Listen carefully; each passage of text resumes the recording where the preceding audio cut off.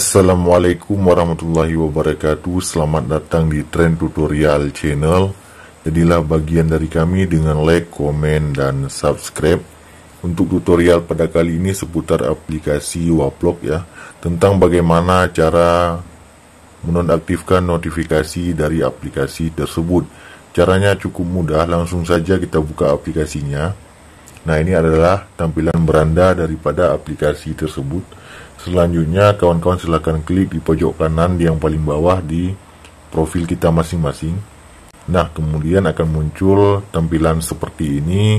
Kawan-kawan klik lagi di pojok kiri di yang paling atas di logo pengaturan.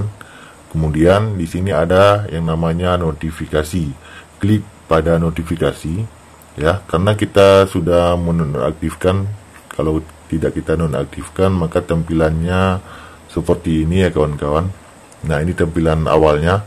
Nah, begitu kita klik di notifikasi, jadi silakan kawan-kawan matikan saja semuanya.